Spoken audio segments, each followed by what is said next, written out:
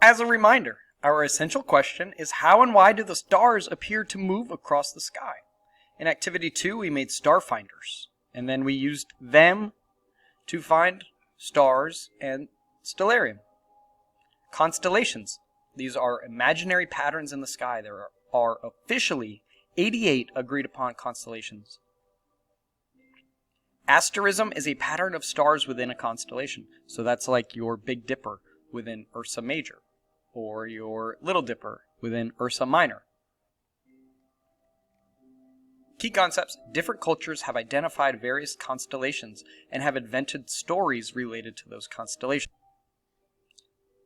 And sometimes they're really nice and interesting. You got to remember, so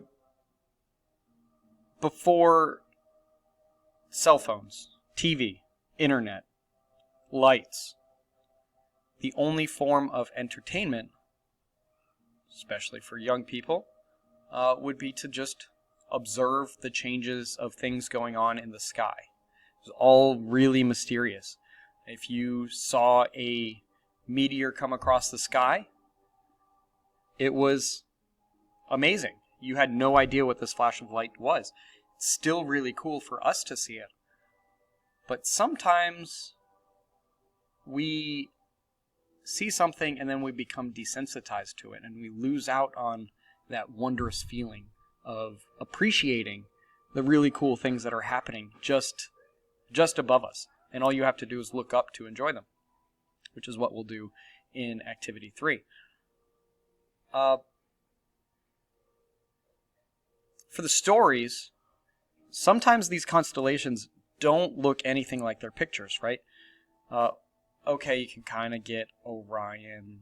Looks like a hunter. You can kind of see that. Taurus and the bull. It's got the V shape for the horns. Okay, Orion hunting the bull and chasing it through the night. But other times, the constellations just don't look like what you would think they would look like. So, two things. First of all, when you are observing stars at night, it takes your eyes a very long time to dilate to allow more of that light to come in. So, in preparation for Activity 3, where your homework is or was to go outside and look up, you have to spend 20 to 30 minutes outside, not looking at your phone, not looking into lights, anything. Just letting your eyes adjust to the darkness. Just like if you are outside mowing the lawn and then you come inside, you can't see anything. That's because your pupils have become constricted to allow just a small amount of light in to keep you from injury. And then as you go inside where there's less light, the pupils are going to dilate to allow more of that light to come in. So the same thing happens when you are outside.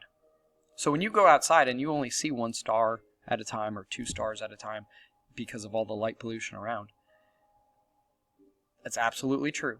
You can't see as much as you could if you went to a completely dark area. But if you spend time out there and don't look at lights, don't look at your phone, play some music, just relax on the hood of the car or on a blanket in the backyard and just stare up just for 20 minutes. I'm sure you will be amazed at how many stars just start appearing. And you realize that you can actually see some of these constellations. Might not be as apparent where the stars seem a little bit dimmer than you were expecting, but that would be because of the drowning out of the light pollution. Pause and reflect. Does time of year affect which constellations are visible? Use concrete examples from the Starfinder.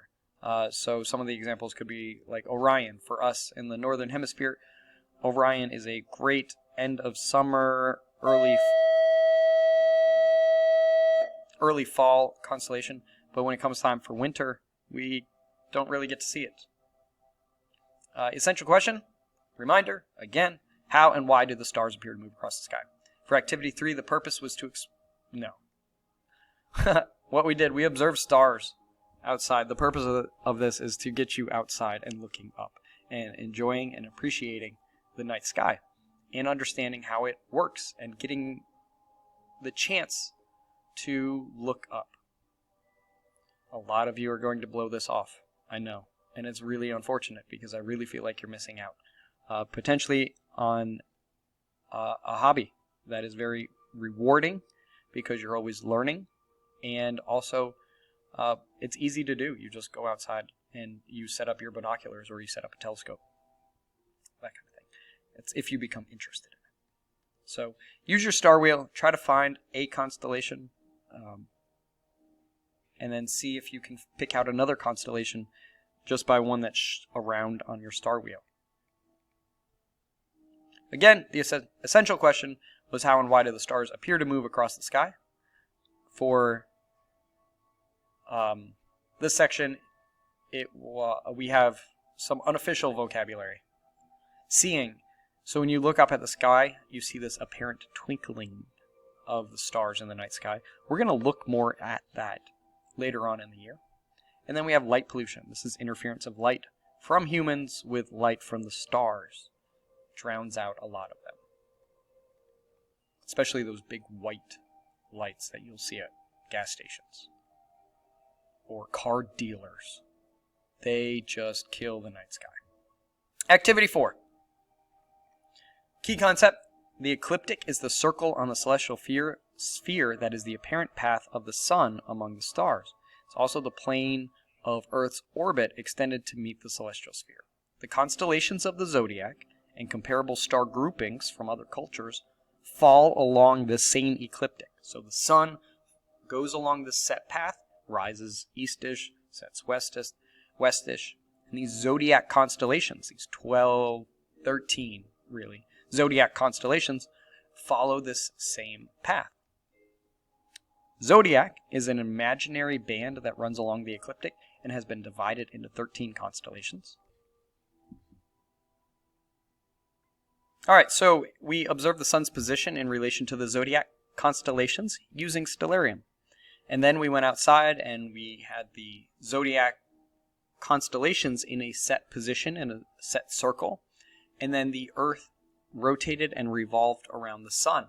And depending on where the nose was pointing would tell you if a constellation was visible at a certain time of year or not. Key concepts. Horoscopes are not real. I don't care what you say. They are just not. Please. Please stop. Don't live your life based on what your horoscope says. If you like to read it for fun and you're like, oh, okay. That's one thing. I fear that I see a susceptibility of teenagers falling for this because it's very enticing to think that behaviors can be predicted. But there is no evidence of this working. It is purely random. The ecliptic is the circle on the celestial sphere that is the apparent path of the sun among stars. It is the plane of Earth's orbit extended to meet the celestial sphere. The constellations of the Zodiac and comparable star groupings from other cultures are along the ecliptic. Some pause and reflect. When is the sun in the constellation Taurus? Which constellations of the Zodiac